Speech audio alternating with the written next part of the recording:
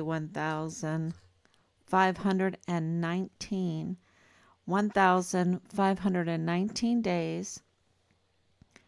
The biggest story. The biggest story. I'm telling you, this is such a huge story. It is such a big story. And we are 1,519 days investigating and realizing what a big story this is, what a big crime this is. Our son was premeditatedly murdered on Fort Bliss. He was a Fort Bliss whistleblower for the criminal trafficking and the fraud. Also had information about the Walmart mass shooting. Those involved in the breakaway criminal group of the original response team targeted Richard's case, targeted our family. It intertwined or made us aware that Richard's case was intertwined with the Walmart mass shooting case. And you can't forget that includes Glendon Oakley Jr., the witness, the number one witness for the Walmart mass shooting, who was found dead in April of 2020 in the Fort Bliss barracks. Now, this is not an apartment complex. This is not a civilian world. Let me make sure that we're on so everyone can hear this. He was found dead in the Fort Bliss barracks room. Okay? Young, beautiful soldier, newly married, had everything to live for, super sweet. Oh my gosh.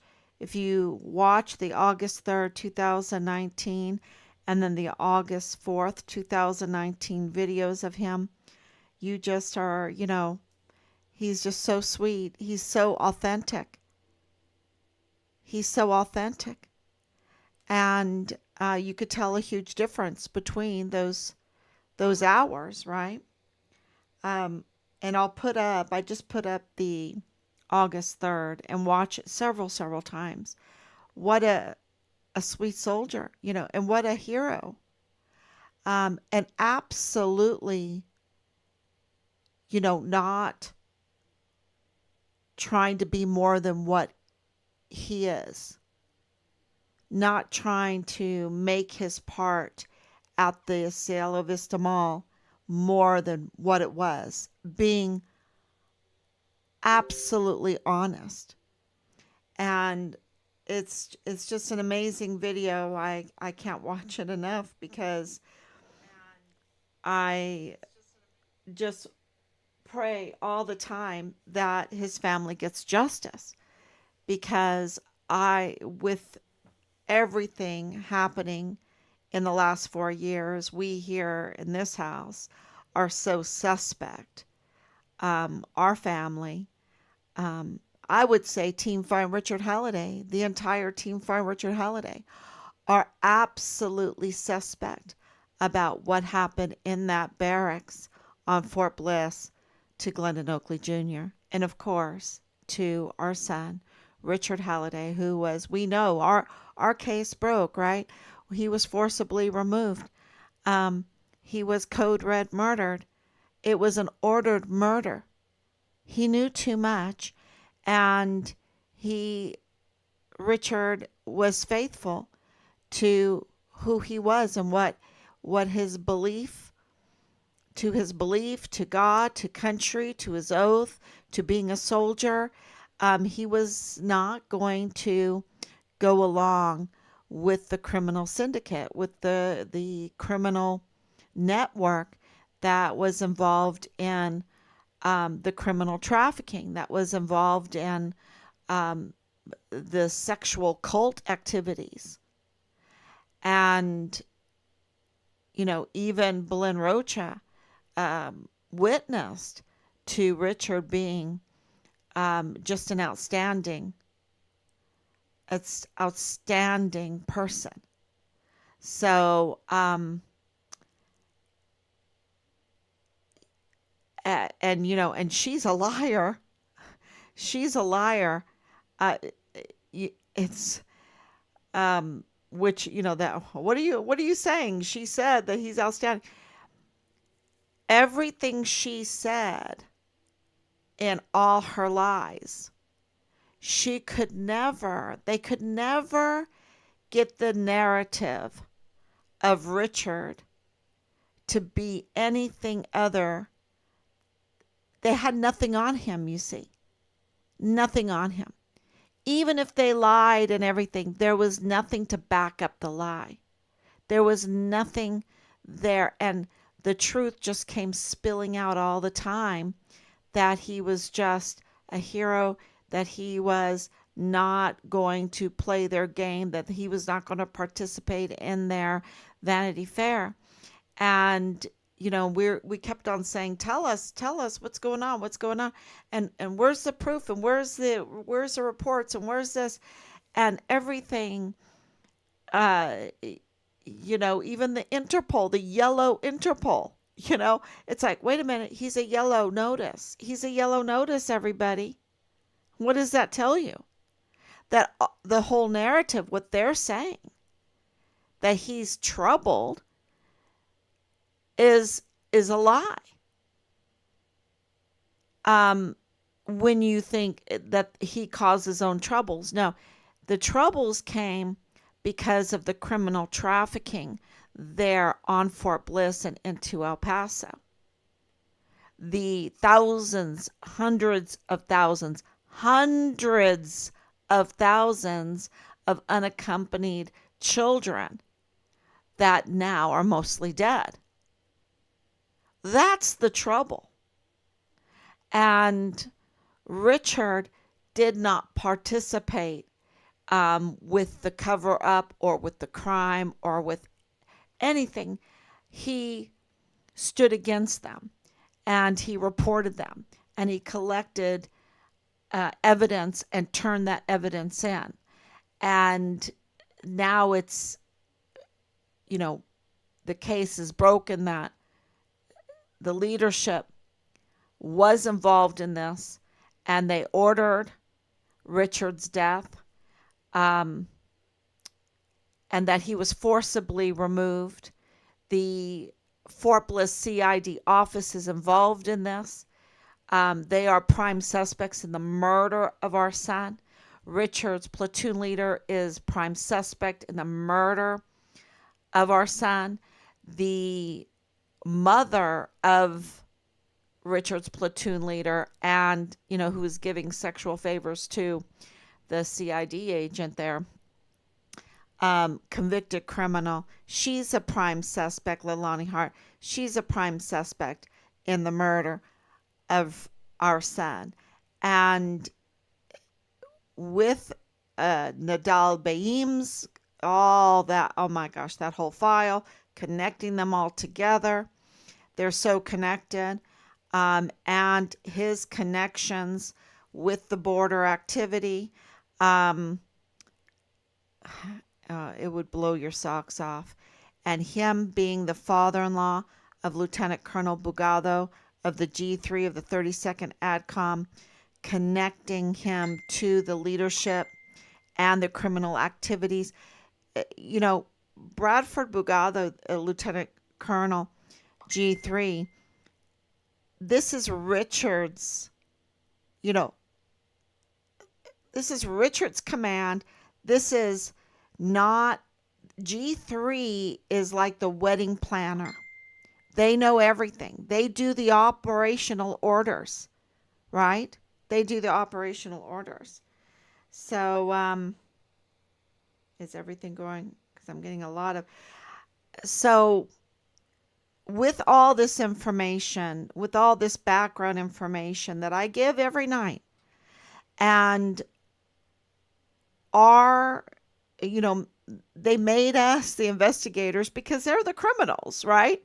We're the criminals. We can't investigate this because then we're going to expose us.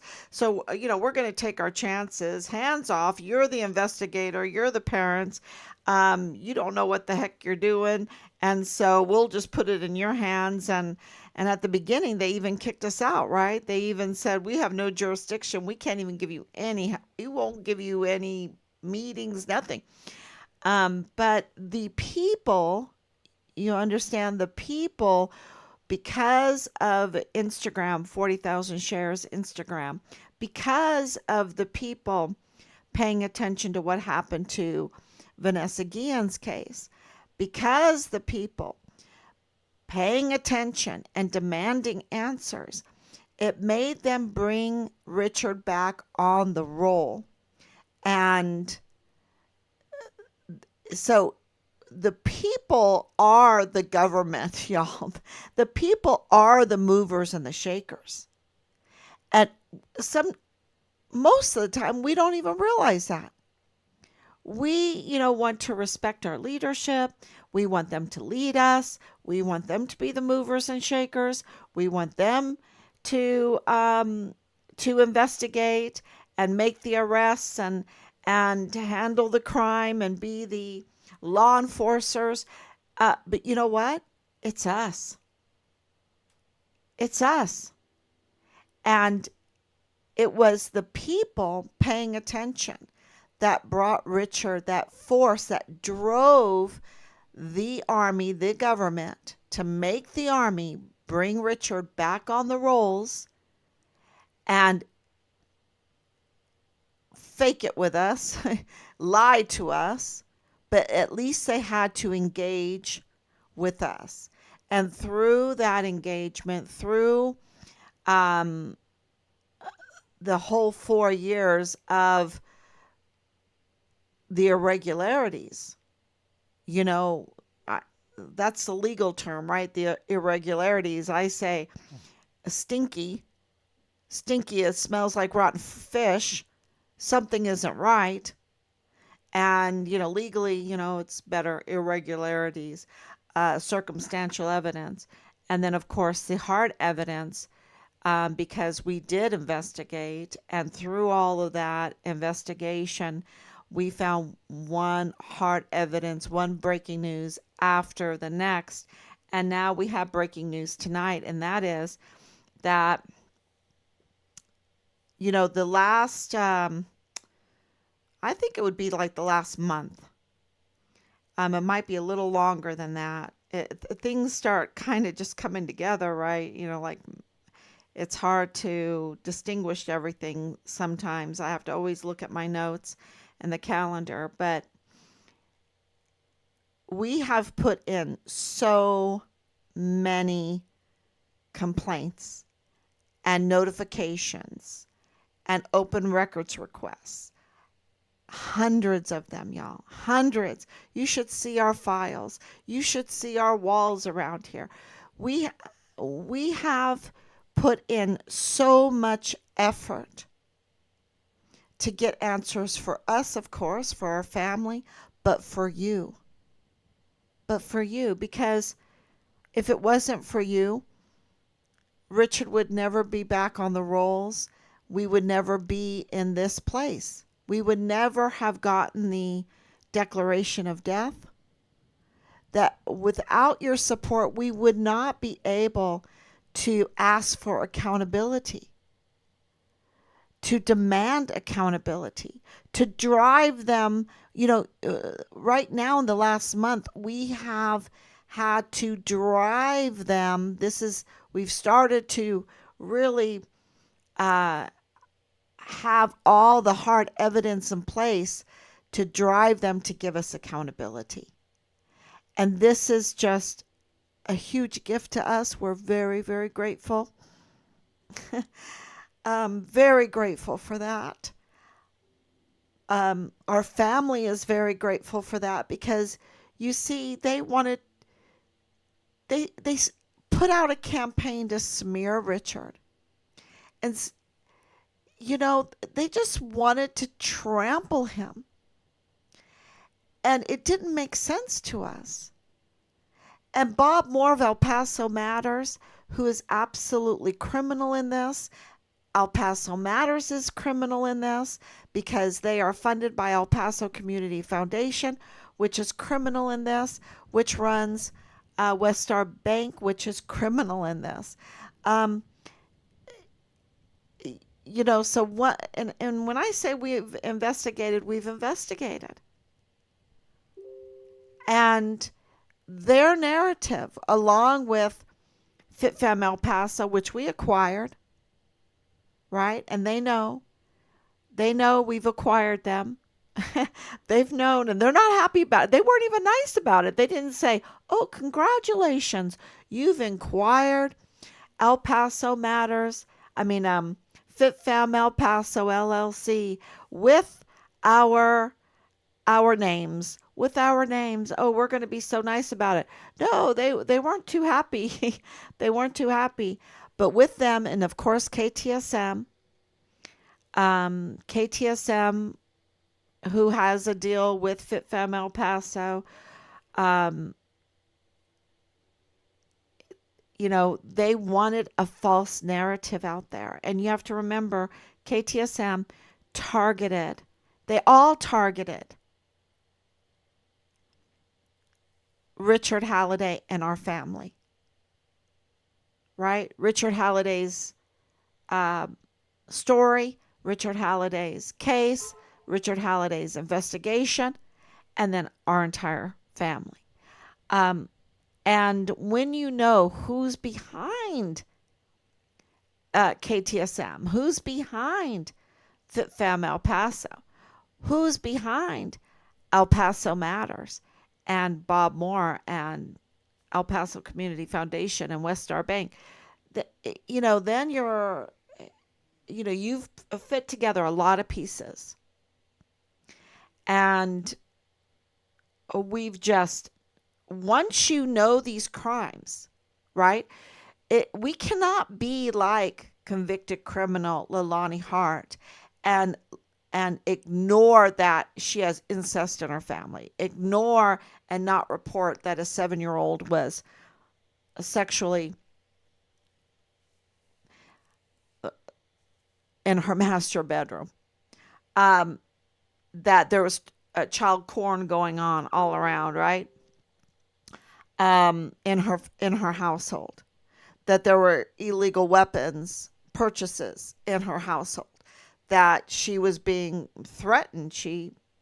This is in her affidavit to the FBI. The FBI filed that it was accepted by the FBI. That was notarized by her through a notary there that we talked to. We actually talked to the notary. We can't be like her and ignore it and not report it or delay until you're in such big trouble that, oh yeah, by the way, this happened. No. So at every point in this investigation, when we have leads, when we have very important criminal activity to report, when we have very vital information to report, we have written reports, we have written notifications, we have written criminal complaints, we have written, you name it, the agency, I'm telling you, from FBI to CIA to Epic to different businesses to, of course, the command, the army, OIGs and internal affairs, and we have written them, and now and I don't think we should know this, but because we have, I was born at White Sands Missile Range. Right? I went to school on Fort Bliss. I went to school at Bassett. I went to school at MacArthur.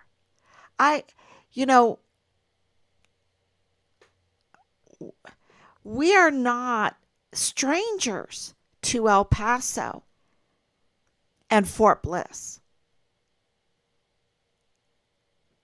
And praise God that Team Find Richard Halliday is active.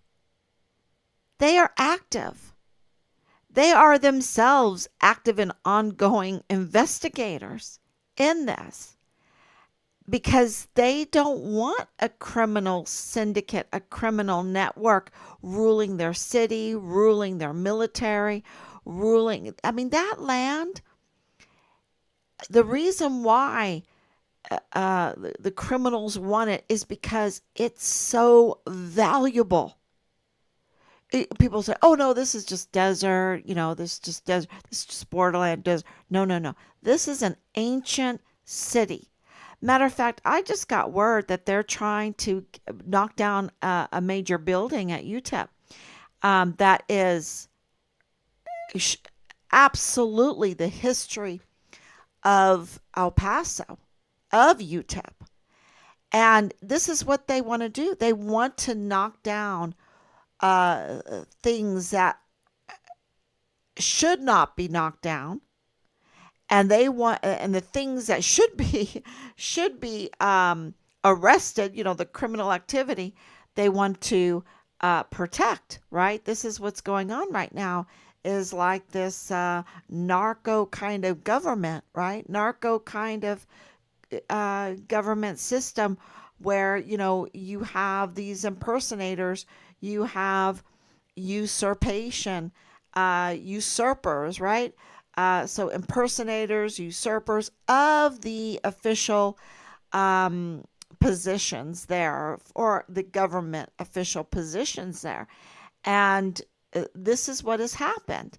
And we have discovered through looking into every little avenue of Richard's case, we have discovered that Bill Hicks is a usurper, that that John Briggs is a usurper. We just discovered that through his own confession, that that Mario Raskin Ortiz is unqualified and illegal, and he's the chief medical examiner. We have discovered that the Texas Constitution loves the people so much that it gives the people power, and then the individuals that are up to no good, that want to protect the criminal trafficking, the criminal network that's happening there, circumvented the Texas Constitution, violated the Texas Constitution, circumvented the power of the people that was lawfully given to them through the Texas Constitution. And that means their voting rights, their say-so, their laying on of hands of who is going to rule over them, right? Give orders over them. And also, this is very important, and control investigations. So the more we look into this, the more serious it is of the violation that these impersonators have committed. And what am I talking about? I'm talking about the El Paso Criminal Law Magistrate Court. I'm talking about these individuals that are putting on robes, putting hammers in their hands, right?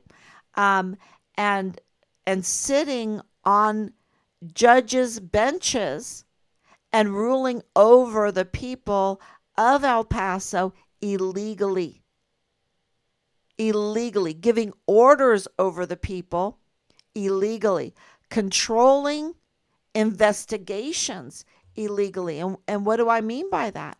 Well, once you look into their power, this is incredible power. They are the ones that give subpoenas, right? They are the ones that say, okay, you need to look in this bank account. You need to look in this car, or go into this house, or you need to do anything in this investigation for a drug case, or for hundreds of thousands of children coming in unaccompanied and then all of a sudden going missing and mostly dead, right? All the witnesses. If you want anyone looking into that, controlling the investigation, it would be this court. It would be this court, and it would be these judges on the court that do this. So it's a very powerful court. And what El Paso has right now are individuals that were appointed, right? They were appointed. So the people had no say so. Their rights have been violated. Their rights under the Texas Constitution has been violated. And, it's going to take us repeating this and turning this into all of the different agencies and courts and judges and law enforcement and, all the law schools and everything to get people to look at this and understand what this means. Because when you are appointed, it's very, very different than when you are elected. Because the election process would mean that each one of these judges' spots, right? There's 5 right now. 5 judges' spots. The people would have to look at their background. They would have to look at their CV, Uh, they would want the cream of the crop, right? They would want to look at the cases, the history, everything about these people, their family life, their religious beliefs, this is what the people would look at and scrutinize and, vet who is going to sit in these very, very powerful positions, a position that can take children away, a position that can organize and allow an investigation into something called the Walmart mass shooting case, the Richard Halliday case, right? So these people have very, very so much power over the people of El Paso County because they have county-wide jurisdiction since 2015. And so the election rights of the people of El Paso have been violated, have been taken away since 2015. And this is really important because what you have sitting on those benches right now are criminals. They're not the cream of the crop. They don't answer to the people. They haven't been vetted. They are appointed by, this council of judges. And who sits on the council of judges? Judge Medrano, Sam Medrano, who is, this is not me saying it, this is, our Team Fine Richard Halliday in El Paso, individuals in El Paso saying, oh my gosh, this is Judge Sam Medrano is the most corrupt judge in El Paso history. So, and El Paso has a very long history. And when you look at El Paso from like Google Earth or whatever, get ready. It's amazing. It's amazing. It's an ancient city. And I've always been fascinated with it. And they took down that courthouse that was go look out the old courthouse. The pictures of the old courthouse absolutely blow you away. Because you're talking about, 30,000 population and that you have that kind of courthouse. Ancient city. And it is worth fighting for. That's what I'm saying.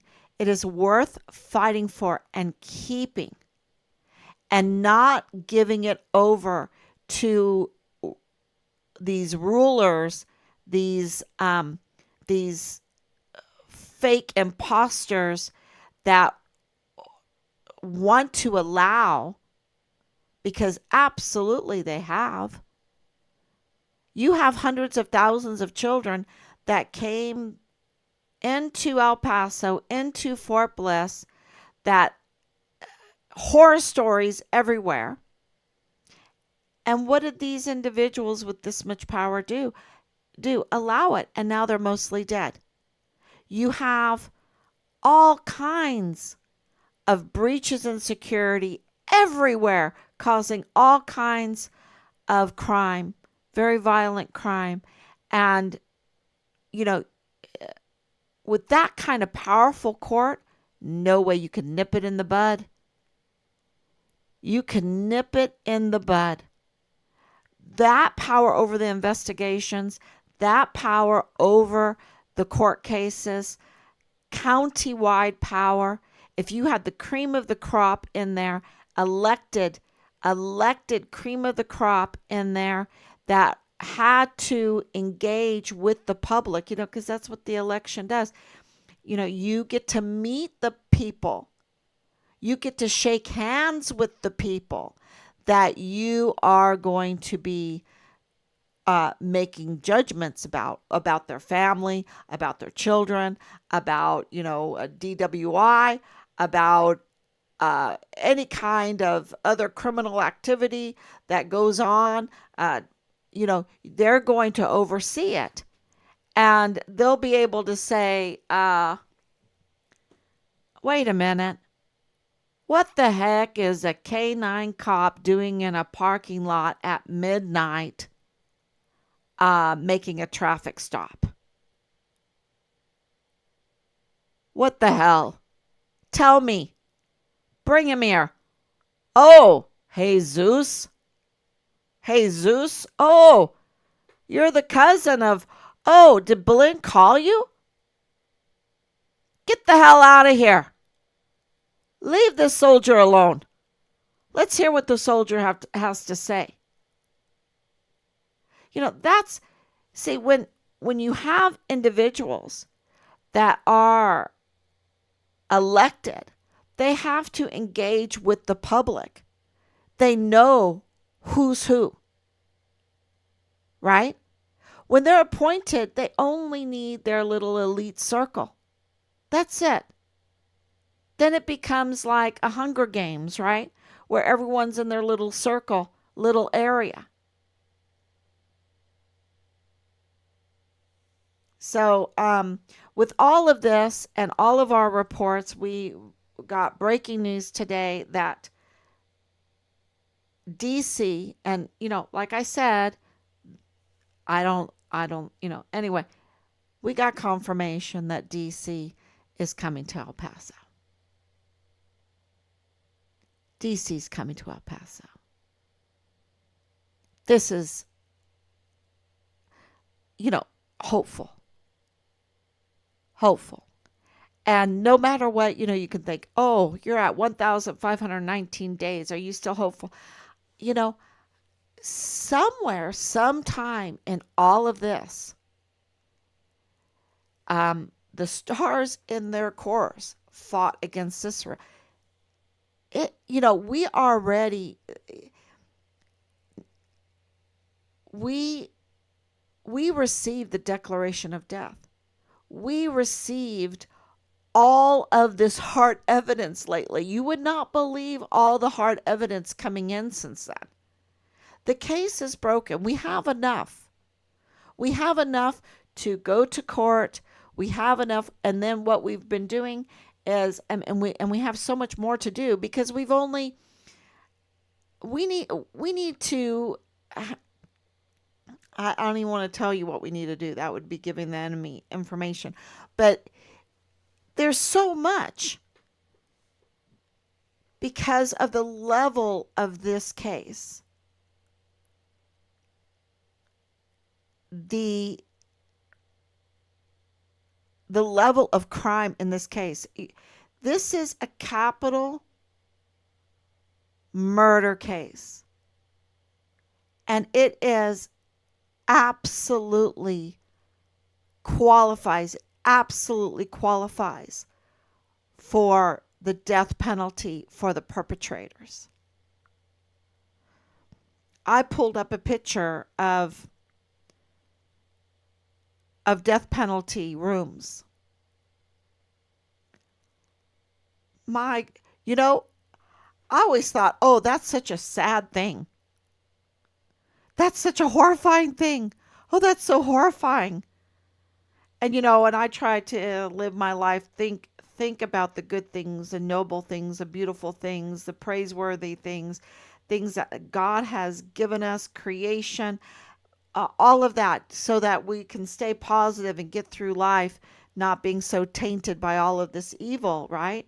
To it's like my grandchildren were singing, um, when the dog bites, when the bee stings, when I'm feeling sad, I simply remember my favorite things, and then I don't feel so bad. They were singing that yesterday, and I was like, 100%, 100%. And looking at that picture of the death penalty room where they give the injection, that to me represents accountability in Richard's case. It represents justice. Because what they did, not only to him, which was absolutely horrific. Talk about crying every day for 4 years. I told that to Sammy C. He goes, oh, I know you cry sometimes. I said, you don't understand. We cry every day. Every day. The thought of what they did to Richard. The thought of what they did to my little boy. And then to smear him. And then to come after us. And then the army leadership to participate in this. And then to find out that they even ordered it.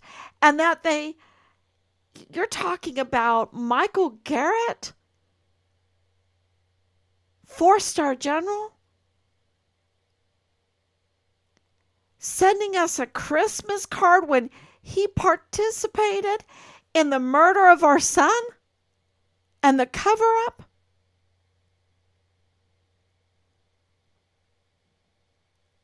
You start thinking about that,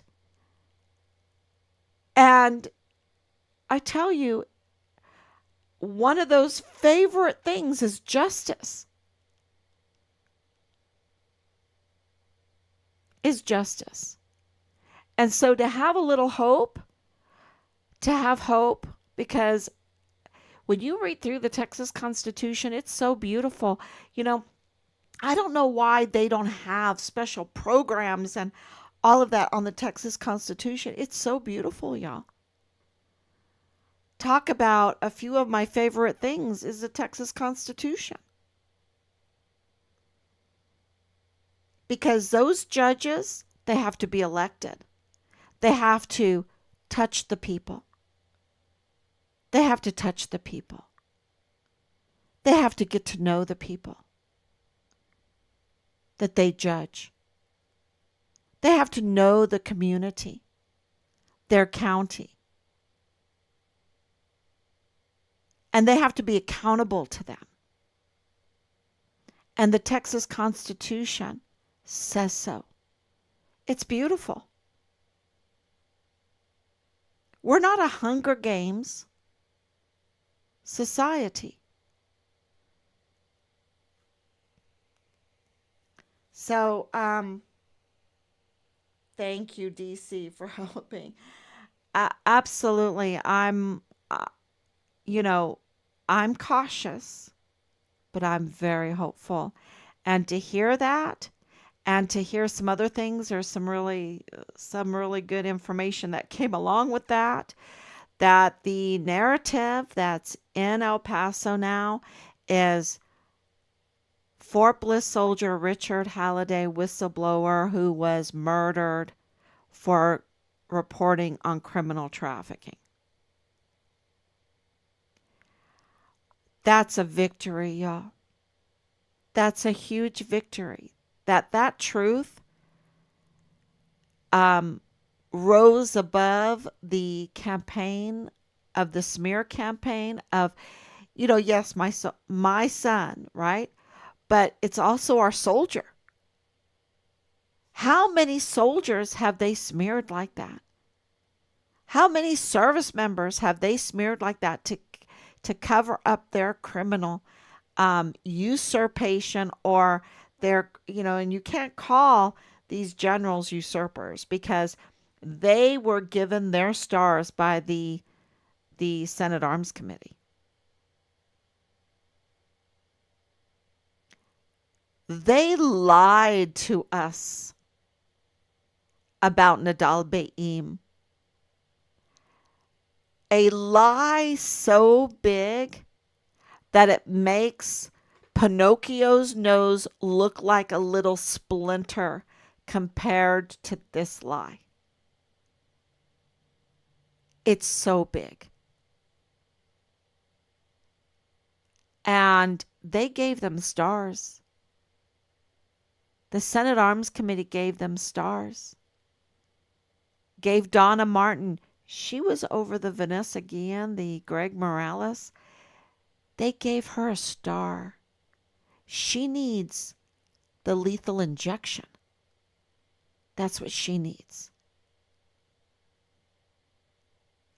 She's absolutely a traitor and has committed treason over and over and over again. And I don't say that like just out of anger. I mean, we're 1,519 days. The phases of my anger and grief and all of that, we're beyond that now. This is talking about hard evidence. Hard evidence. She better get right with God real quick. And that won't stop the accountability and what she's facing. Being in charge of CID and right now they gave her a star and they put her as the Inspector General for the Army, who is charged with overseeing what were they doing with the CID when she was in charge of the CID. She was the provost marshal. They made her her own investigator.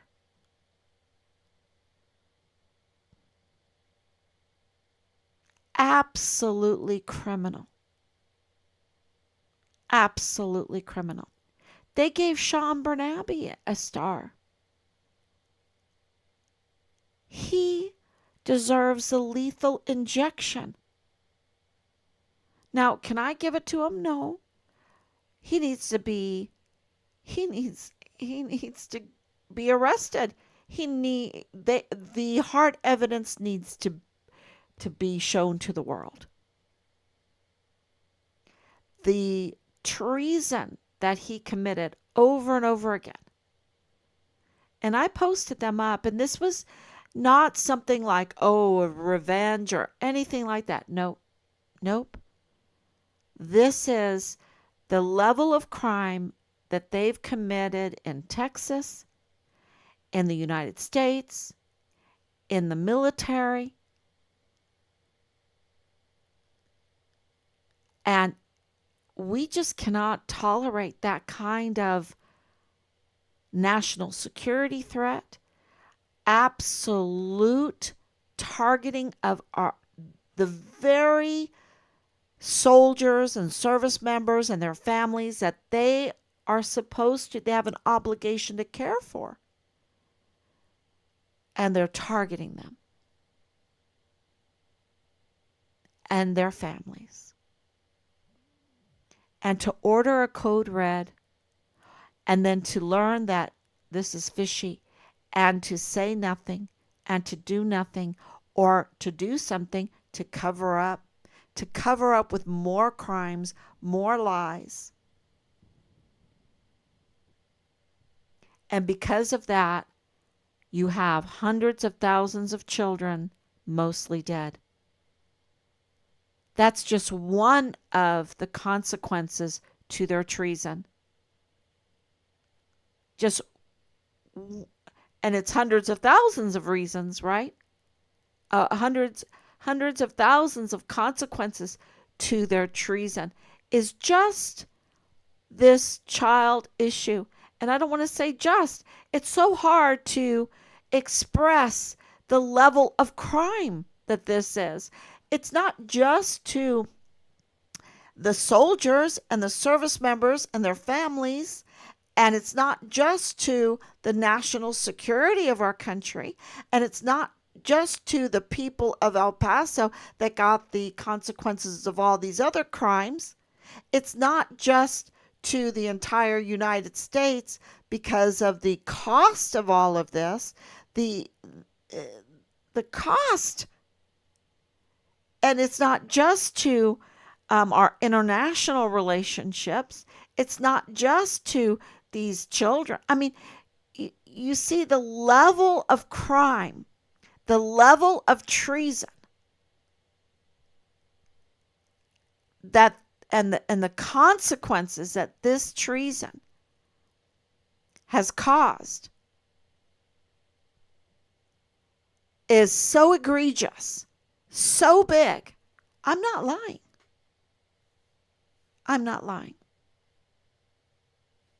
And when these assassination attempts get fully investigated, I it's going to be interesting. It's going to be very interesting because I believe they're connected. And I shouldn't say I should say we. Because when you're committing this level of crime, that is you're absolutely facing the death penalty, lifetime imprisonment, right? Um,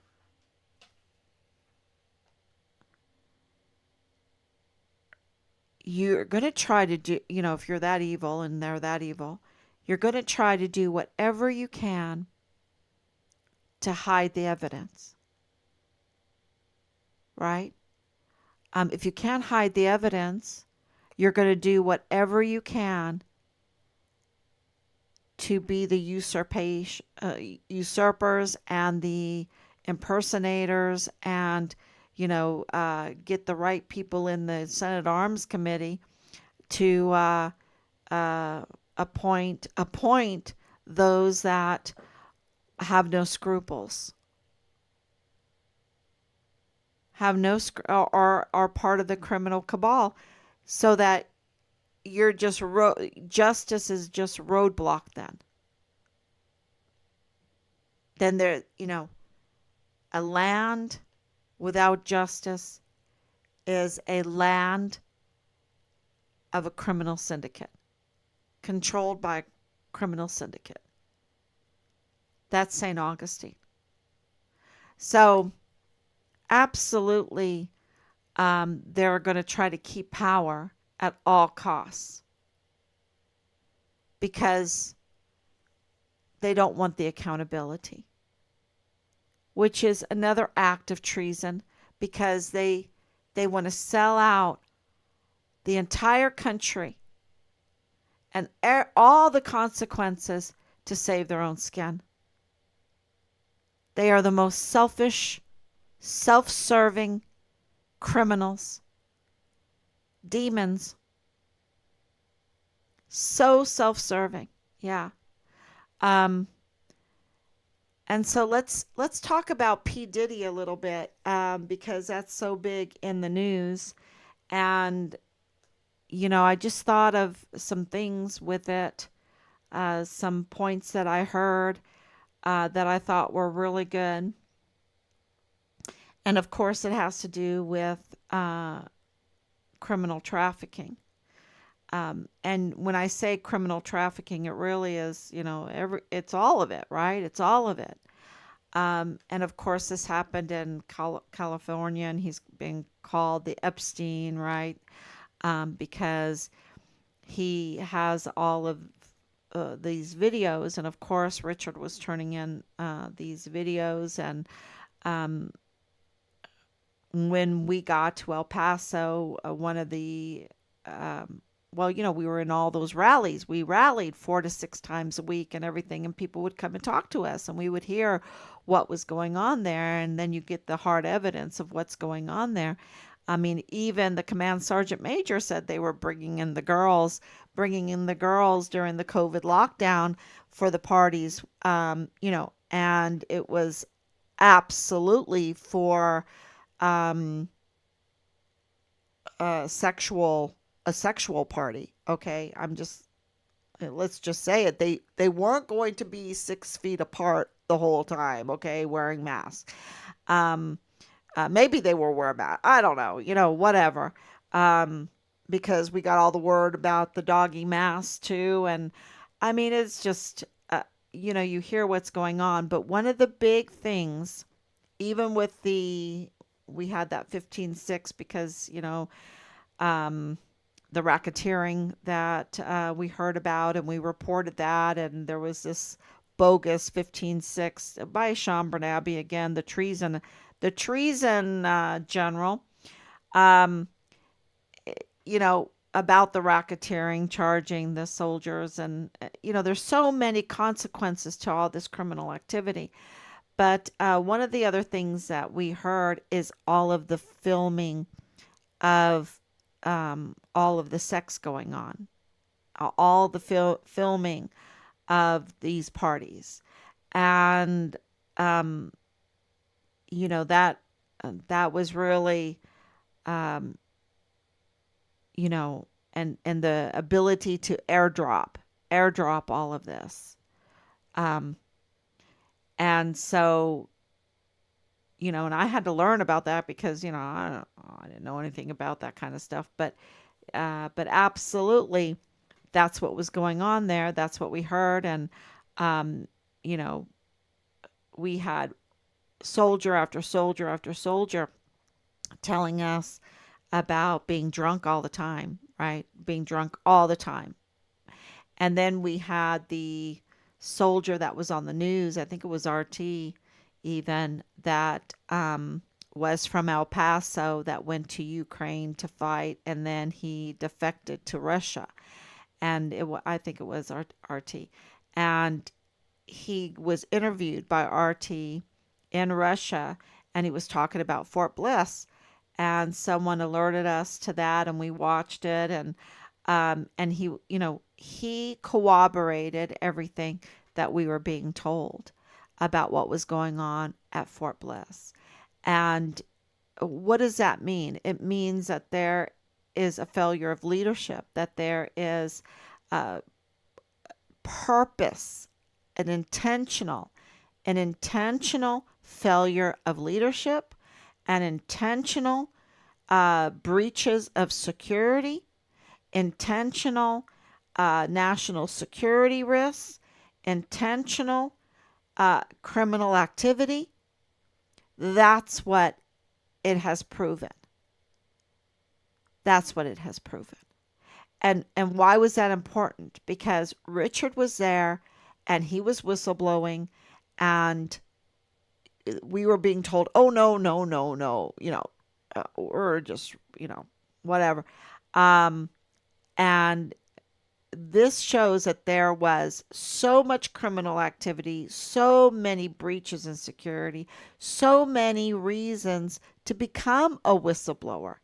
That absolutely, did he have motive to be a whistleblower? 100%. And then we heard from General Stewart that there were audits, there were a weapons problem, illegal weapons problem throughout Richard's entire barracks, and there were audits going on. And then, of course, dirty agent Marlon Soto said, well, it wasn't just Richard. He's just, yeah, anyway. But he said, no, it wasn't just Richard's barracks. It was the entire Fort Bliss that was being audited. Okay.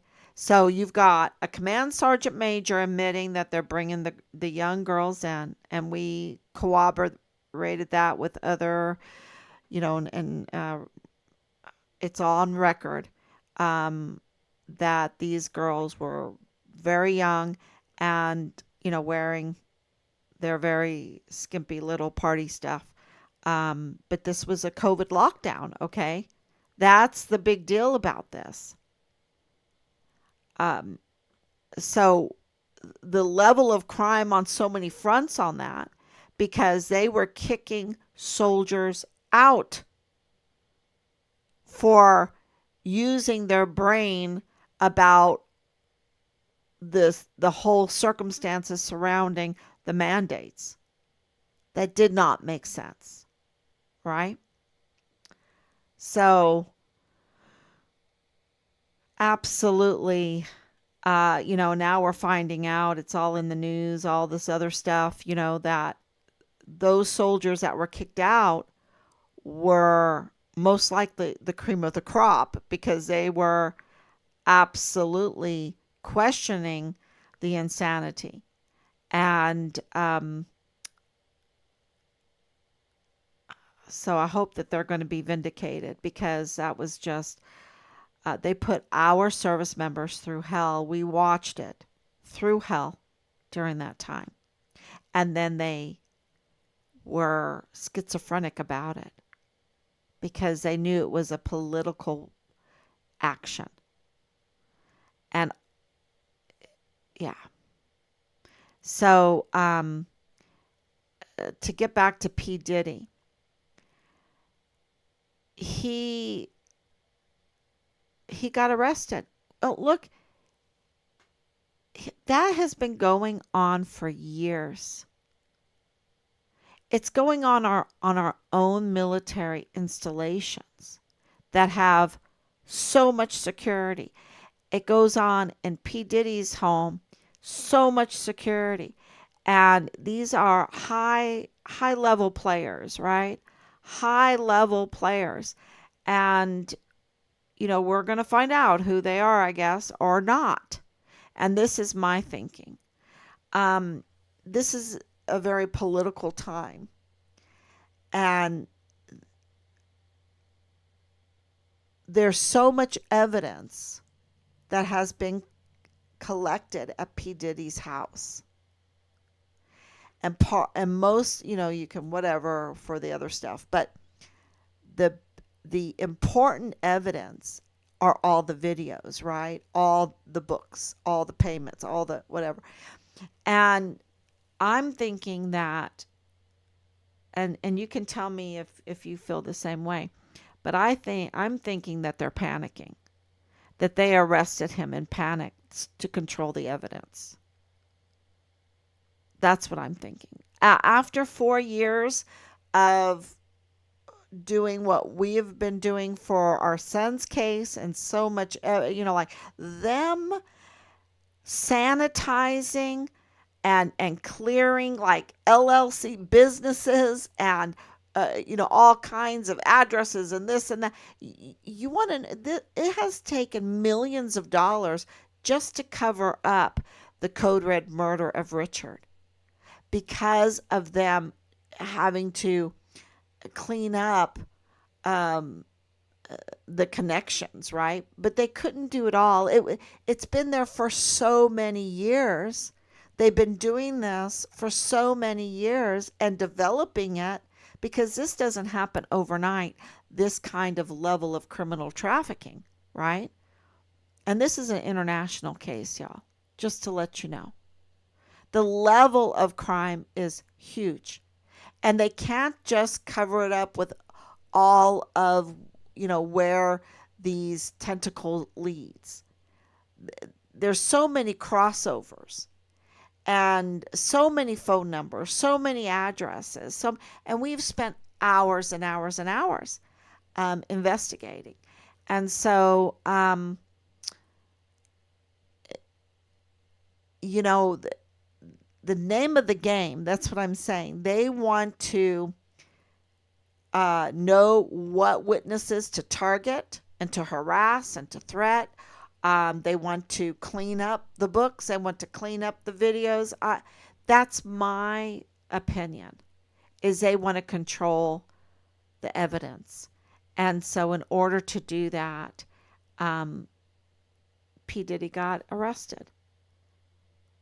And I'm wondering, with DC now coming to El Paso, if that's what they're going to try to do. I don't know.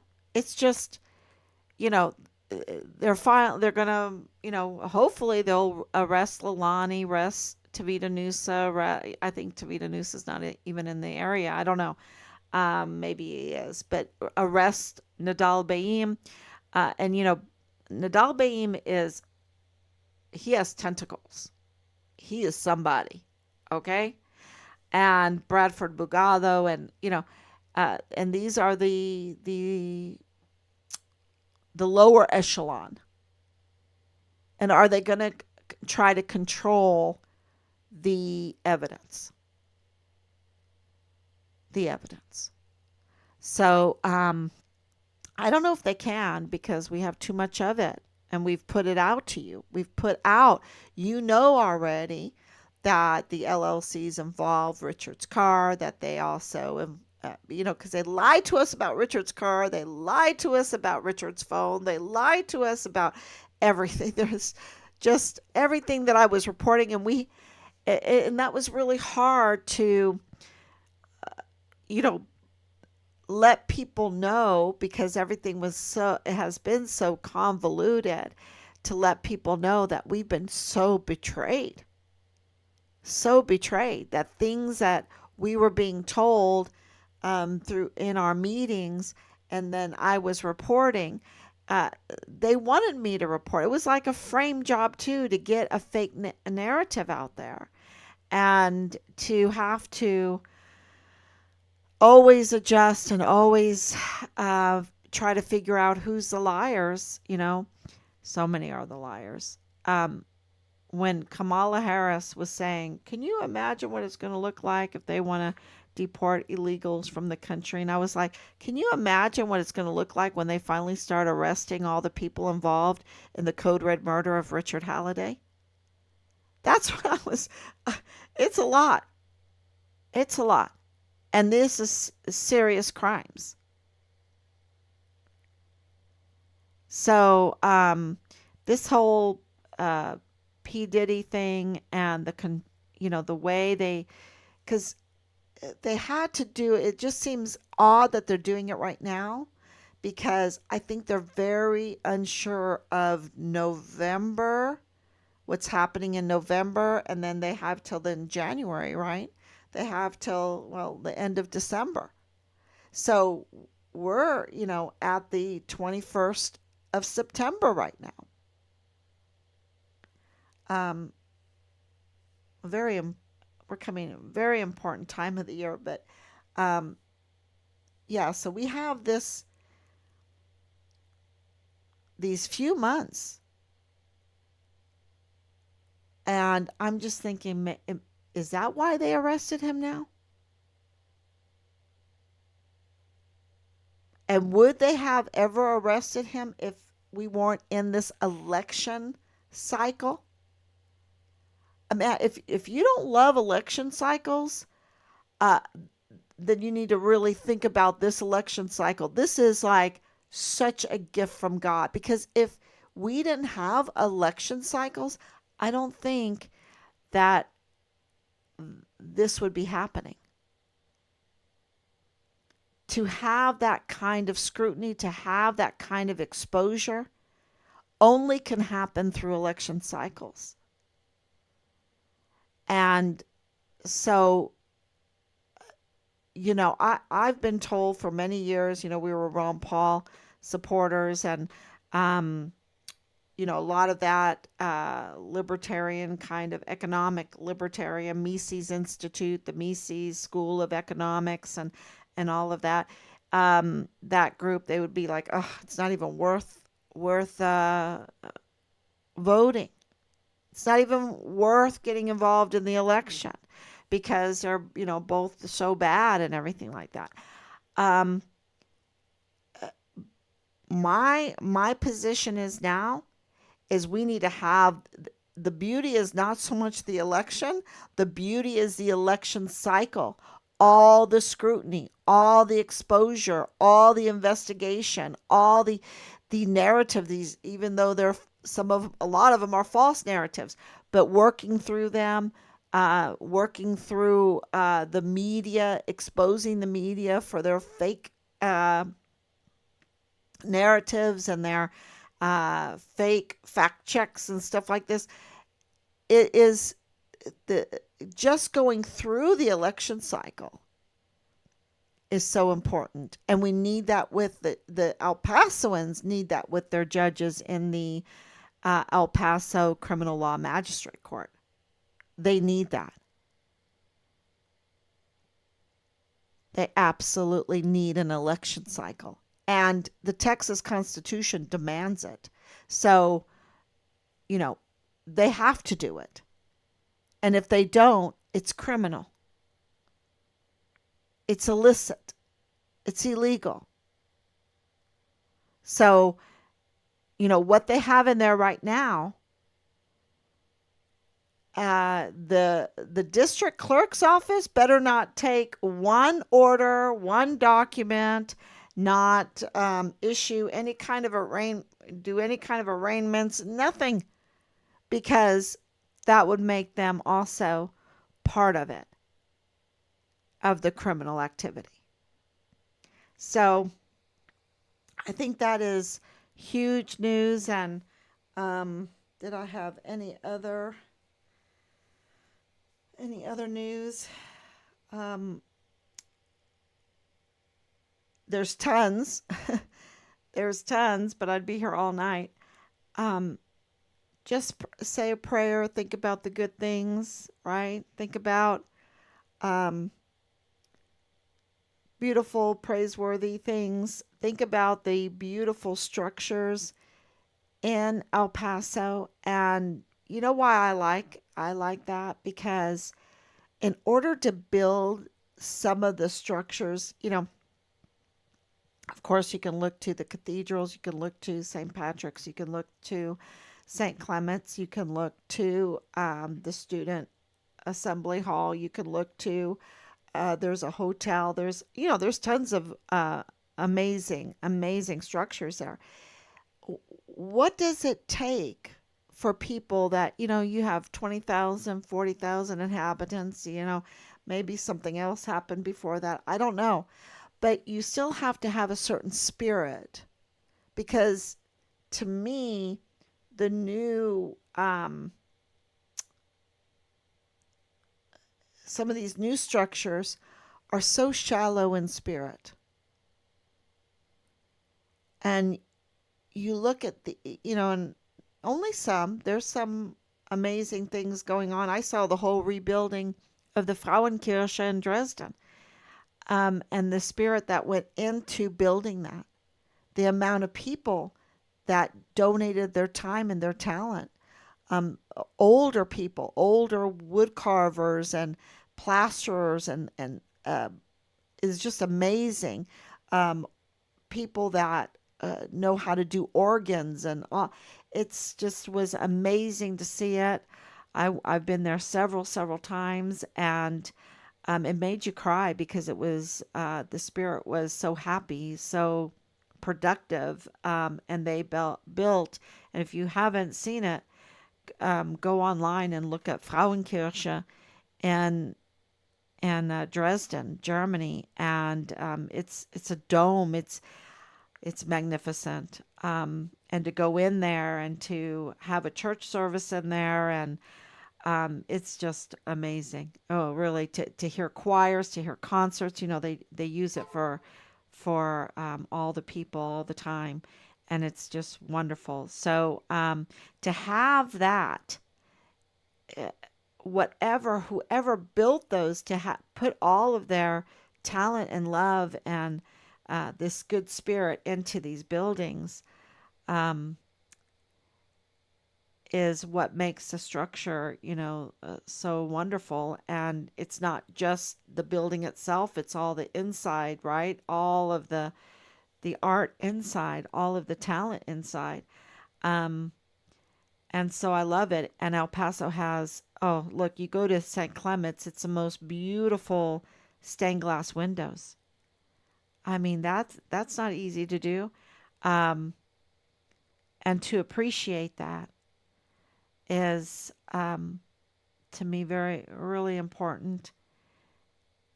And it's a source of strength when you have, just surrounded by information of people that want to destroy. They just want to destroy life and destroy family and destroy our military and destroy our country and not build it up. And I would take these imposters, um, these usurpers, as those that want to destroy. Look, they have the power to make El Paso great, and they didn't. They didn't. And where's Veronica Escobar, right? Um, and others, and others. So there's so much nepotism, y'all. So you can say, "Oh, why aren't they?" And then you start researching and you start investigating, and I'm telling you, because they're connected. They have loyalties because there's so much nepotism. And if it's not nepotism, it's business deals. And if it's not business deals, it seems that the common denominator is the Mormon connection. So, and the Mormons leadership has not reached out to us. It's like, really? Wow. Wow. Because they have some information, that's for sure. So, thank you so much, everybody. Um, think about the good things and